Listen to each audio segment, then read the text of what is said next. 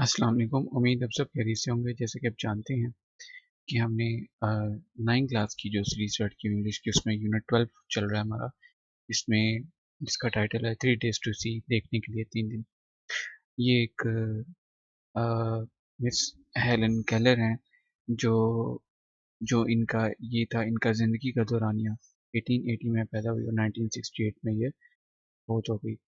और 19 माह की उम्र में जो है ना, ये बीनाई से भी महरूम हो गई और समाज से भी महरूम हो गई। ठीक है। और फिर इन्होंने 1978 में बुक लिखी, the world I live in.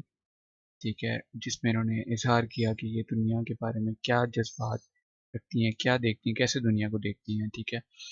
और इसी चैप्टर से रिलेटेड है हमारा क्या कहते हैं, हमारा जो ये चैप्टर है इंग्लिश का, इसमें ये पैराग्राफ नंबर 8 है जो आज हमने पढ़ना है।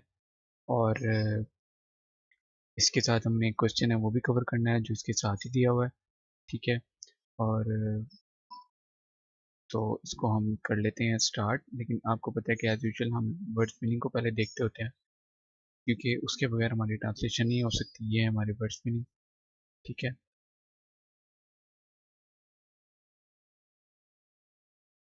ये वर्ड्स दिए हुए हैं, इन वर्ड्स के उर्दू में अंग्रेजी में मुतादिब अल्फाज दिए हुए हैं, इन वर्ड्स के उर्दू में मतलब दिए हुए हैं। ठीक है। बी का मतलब है वर्ब, एन का मतलब है नाउन, ए डी जे का मतलब है एडजेक्टिव, और एन का मतलब है नाउन। ठीक है। वेस्ट, थ्रो अवे, रबिश, ज़ाया करना। एक्टिविटीज, एक्शंस, मूवमेंट, सरगर्मियाँ। एनिमेट, लिविंग, जिंदा। रिवील, मेक नोन, शो, जाहिर करना। ऑन्स, ऑन्स frequent visit manifest itself आमदरफ के मराकज़।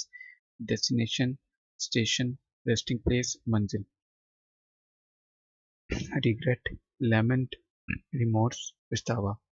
लॉन्गिंग, yearning, craving, हसरत, आरजू।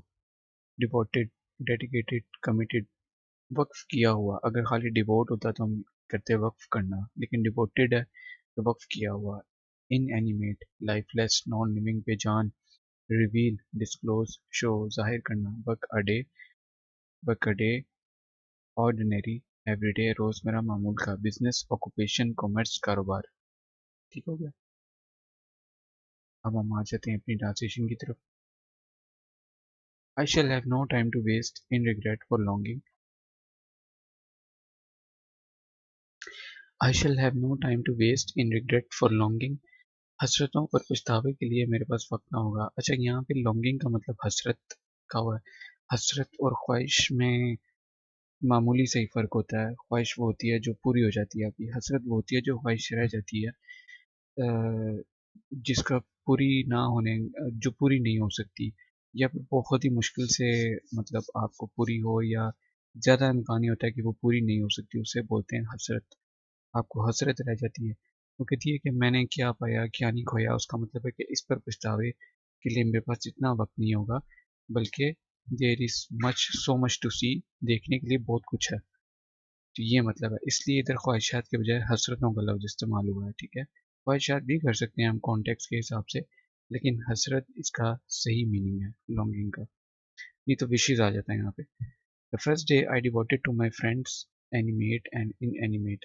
पहला दिन मैंने अपने दोस्तों, जानदार और बेजान अशिया के लिए वक्फ किया है। दोस्तों, एनिमेट, जानदार, इनएनिमेट, बेजान अशिया। अशिया की यहाँ पे इंग्लिश नहीं है, तो खुद से यहाँ पे अशिया लिखा है। ठीक है। कॉन्टेक्स्ट के हिसाब से ये ठीक है। The second revealed to me the history of man and nature. दूसरे दिन ने मुझ पर इंसान और फितर की तारीख जाहिर की। Today I shall spend in the workaday world of the present. आज, टुडे, आज मैं मौजूदा दौर की दुनिया में ज़िंदगी के मामूल के कामों में गुजारूंगी। वर्क अ डे होता है ज़िंदगी के मामूल, नीचे हम पढ़ के आए हैं मामूल के, जो मामूल का, रोज़मर्रा का। ठीक है। तो अब यहाँ पे ज़िंदगी की भी इंग्लिश नहीं लिखी हुई, तो ये खुद से हमने लिखी है, ज़िंदगी के मामूल के कामों में गुजारूंगी, स्पेंड गुजारूंगी। ठीक है। amid the haunts amid the haunts of men going about the business of life। इन मुकामात के दरमियान जहाँ इंसान कारोबारी ज़िंदगी के लिए आते जाते हैं। बिजनेस ऑफ लाइफ, कारोबारी ज़िंदगी। ठीक है। एमिड होता है के दरमियान, ऑन्स यहाँ पे आया मुकामात, ठीक है। और मैन ज़ाहिर है आदमी नहीं लिखेंगे यहाँ पे, इंसान मतलब लिया है यहाँ पे। And where can one find so many activities and conditions of man as in New York. और इतनी सारी सरगर्मियाँ और इंसानी हालात जैसी न्यूयॉर्क में है, बंदा और कहाँ पा सकता है, ठीक है। अब यहाँ पे बंदे की इंग्लिश नहीं है, तो बंदा हमने खुद से ऐड किया कॉन्टेक्स्ट के हिसाब से, ठीक है। तो क्योंकि इंसान, अब आप कहेंगे कि बंदे की इंग्लिश तो है, ये मैन है, लेकिन यहाँ पे मैन एज इन न्यूयॉर्क, तो इंसानी हालात यहाँ पे, कंडीशंस ऑफ मैन, इंसानी हालात, यहाँ पे ये लिखा है, ठीक है। मैन की उर्दू यहाँ पे ये लिखी हुई है। तो आगे हमने बंदा खुद से ऐड किया, बंदा और कहाँ पा सकता है, वेयर कैन वन फाइंड, तो कोई यहाँ पे कहाँ और पा सकता है, तो यहाँ पे हमने बंदा, इसकी इंग्लिश लिखी है, वेयर कैन वन फाइंड, तो वन की इंग्लिश यहाँ पे एक किस्म का ये बंदा आ गई, ठीक है। So the city becomes my destination, बस ये शहर मेरी मंजिल बन जाता है। डेस्टिनेशन का मतलब मंजिल, बिकम्स बन जाता है। क्वेश्चन हमारा ये है कि why has she no time, why has she no time to waste in longings, इसके पास ख्वाहिशात पर ज़ाया करने के लिए वक्त क्यों नहीं है। She has no time to waste in regret for longing, इसके पास ख्वाहिशात पर पछतावे के लिए वक्त नहीं है। Because the 3 days have given her a lot of revelations, क्योंकि इन 3 दिनों ने इस पर बहुत से इंकशाफात किए हैं। She is an optimistic woman, वो एक पुर उम्मीद औरत है। ऑप्टिमिस्टिक, पुर उम्मीद, पॉजिटिव सोचने वाला, ठीक है। रेवलेशंस, इंकशाफात, ठीक है। और मैंने जबकि ऊपर आपको बताया कि लॉन्गिंग का मतलब हसरत के लिए नीचे ख्वाहिशात कर लिया, तो हम नीचे भी हसरत ही कर लेते हैं, ठीक है। इसके पास हसरतों पर ज़ाया करने के लिए वक्त क्यों नहीं है, इसके पास हसरतों पर पछतावे के लिए वक्त नहीं है, ठीक है। तो यहाँ पे हसरत मैंने वर्ड कर दिया, यही बेहतर है, यहाँ पे मुनासिब है ये ज़्यादा।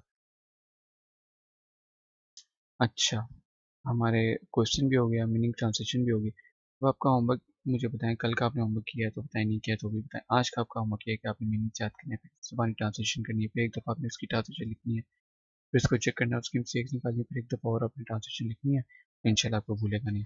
आपका बहुत शुक्रिया, अपना ख्याल रखें, दुरूशी पढ़ते रहें, वालिदैन की खिदमत करें। अल्लाह हाफिज़।